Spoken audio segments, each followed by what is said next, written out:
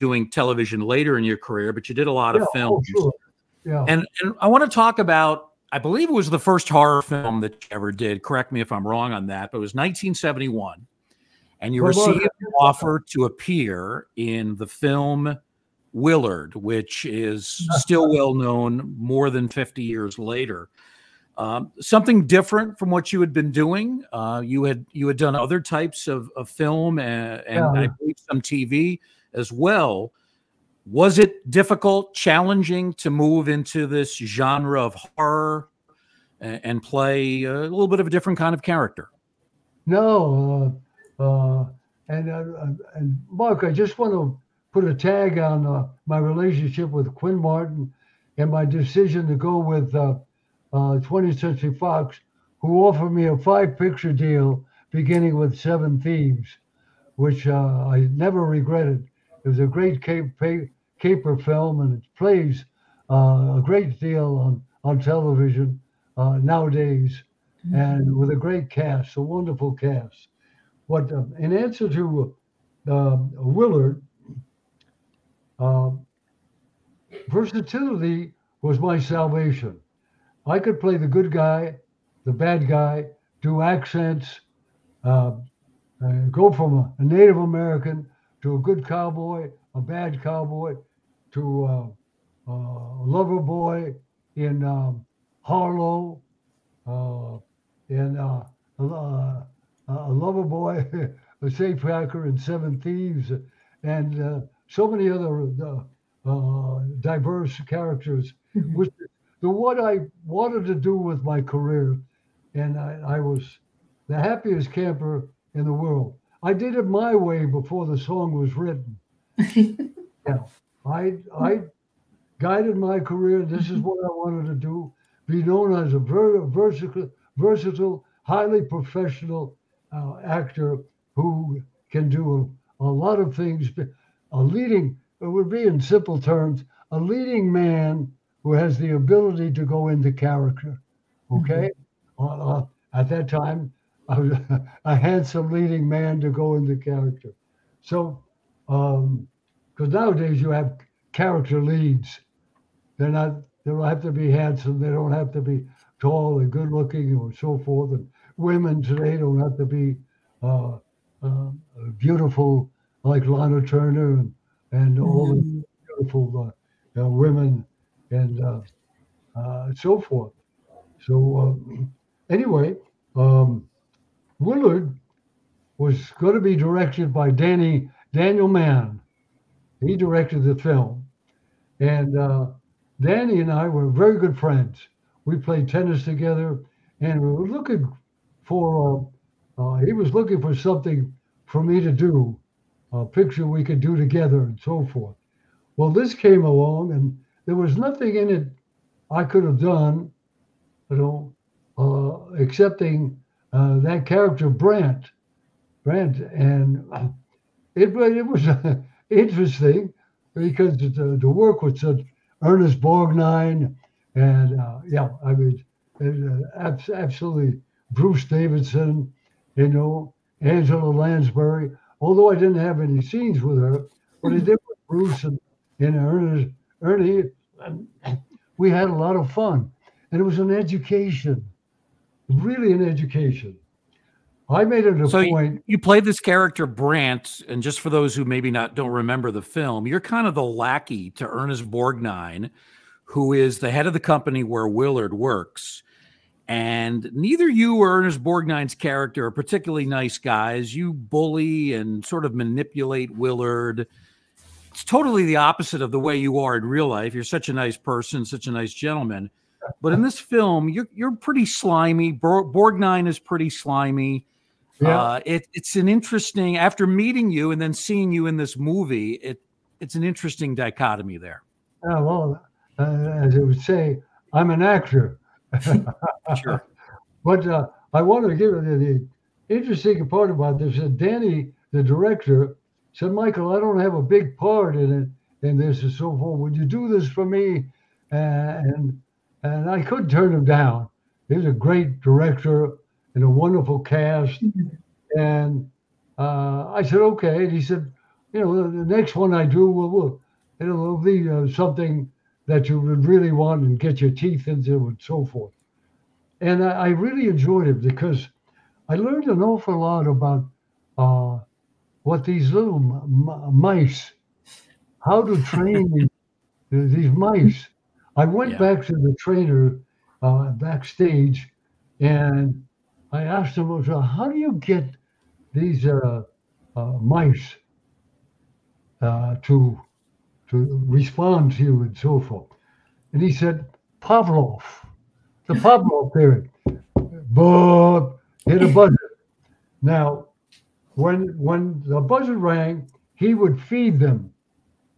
He would give them little Hmm. goodies, and uh, when he put the mice to work, by the way, he said, "I will know in 5 minutes," because he had a gang of them. He had a bunch of them, and they were so affectionate. They were always warm and cuddling with each other. They were really cute. Oh my goodness. Yeah, they were those huge rats like that. They were so small, and I said, he said, "Watch this."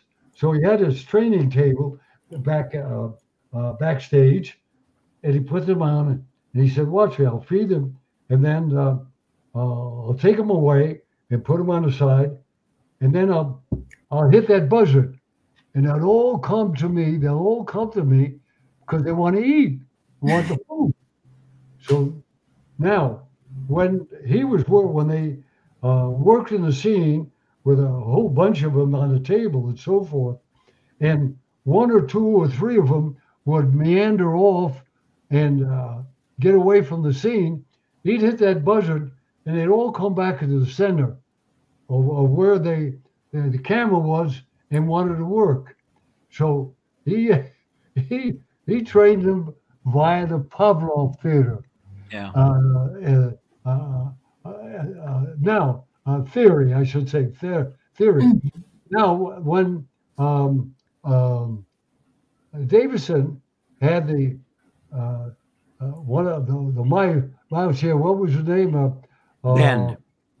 Ben. That's Ben. right. Yeah. He had Ben on his shoulder, and he was licking his ear and so forth. Well, all he did was put peanut butter. He said, Oh. "Watch this, Michael.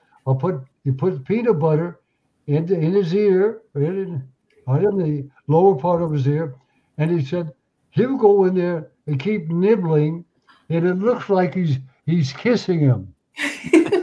So, and it certainly did on Wow. camera. It looked like he Wow. was being affectionate to and loving Bruce Davidson, who loved the rats, and the rats loved him.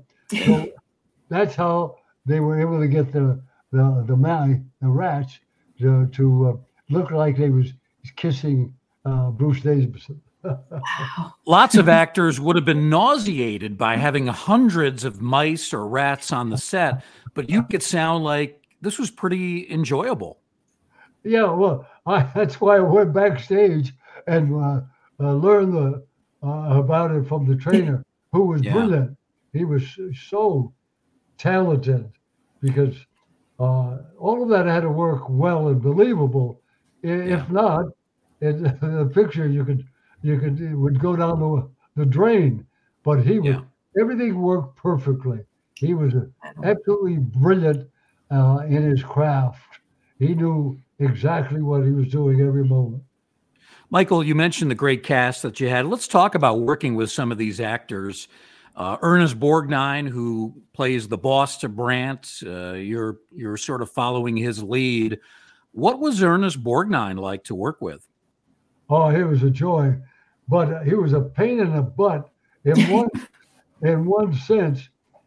He obviously didn't sleep uh, very long at night, or he went to sleep early. If we had a 7 o'clock makeup call, he would get there at 6 o'clock. Oh wow. Okay, yeah. Now, if I got a 7 o'clock call, I'll be there for 7 because I wouldn't be there for 6 because I might need another hour's sleep. You Yeah. know, but and it made us look bad. So that then after a while, they were looking at us, you know, we don't get paid any extra, or he doesn't get paid extra for coming in earlier. But he was an insomniac. He'd come in at 6 o'clock. Hey, he's Pepe the Moco, He would just absolutely be full of pep and I love him to death. He was a wonderful actor, a wonderful man, and great to work with. The cast was highly professional. It was a joy and I was happy that I did it, even though it was a small part. And it got one of the best reviews I ever had in the business. I never had a bad review, by the way, thank God. Yeah. Elsa Lanchester plays Willard's mother, and I know the two of you did not have any scenes together, but did you get to meet her? We talked. Of course, she was married to one of my favorites, Charles Lawton. She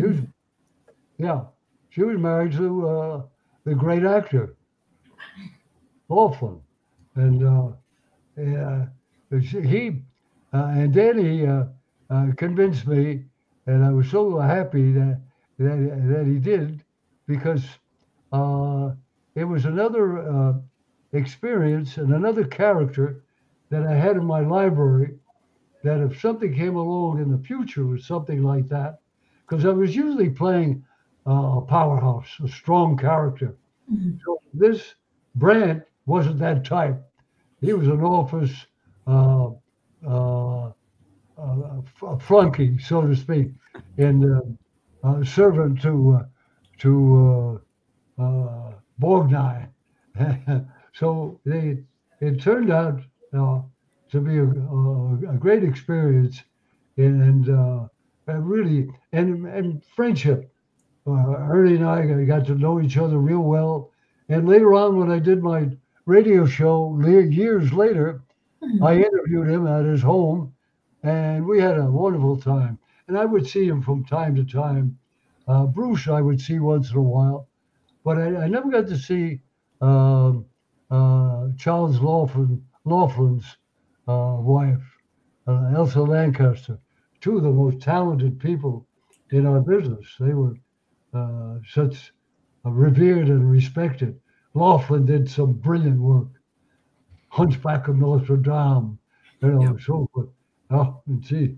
The Old Dark House, he was in the original version of that. Of course, Elsa Lanchester, Bride of Frankenstein, as good a film as you're going to find from Universal. A couple of other actors that you appeared with in the film. I want to talk about Bruce Davison in a moment, but also Sandra Locke, very young Sandra Locke. Yeah, she is the love interest to Bruce Davison. Did you get a chance to know her or talk to her a little bit?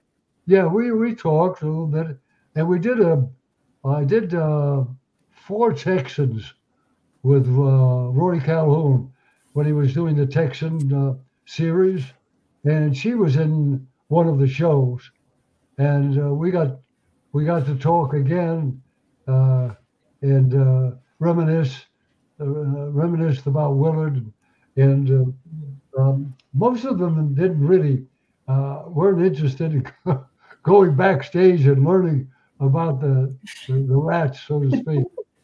So they were always, a little skittish about it. So, but we had a few laughs, and she was a good actress, very good actress. Yeah. Bruce Davison is still with us. He's a prolific actor. He's done a number of horror movies.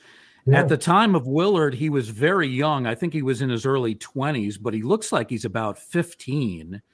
And it's amazing to see, this young kid actor and how he's grown into this wonderful career as a character actor now.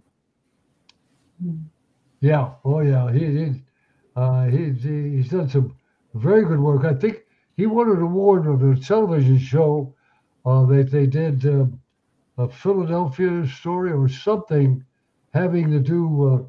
He played a homosexual in the movie, and he was just brilliant. Oh yeah, the movie Philadelphia, which I think came out in the early 90s. Yeah. Yeah, it was just did a beautiful job. He's a very, do you still keep in touch with him? No, I don't know. We never really socialized together.